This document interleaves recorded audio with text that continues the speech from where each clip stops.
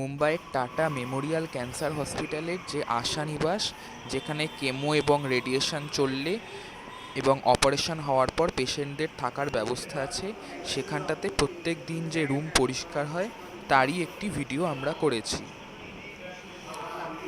এটা আমাদের রুম। এই যে দাদা এবং মামুনি বসে আছেন, এবং আমার মায়ের অপারেশন হয়েছে, ব্রেস্টে সাকশন কাপ লাগানো আছে, ব্রেস্ট ক্যান্সার হয়েছিল।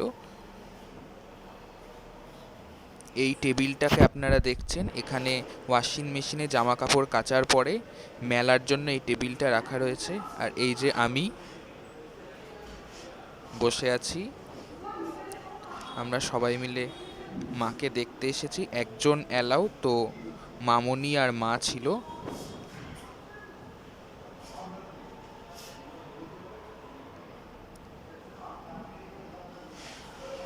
এই যে বিছানা, ফ্যান সব তারা পরিষ্কার করছে, কারণ এখানে যেহেতু অপারেশনের পেশেন্ট থাকে তার জন্য তারা সব নিট এবং ক্লিন রাখে, যেহেতু এখানে ইনফেকশনের ভয় থাকে তাই। এভাবে তারা প্রত্যেক দিন রুম, ফ্যান, বিছানা সব পরিষ্কার করে থাকে।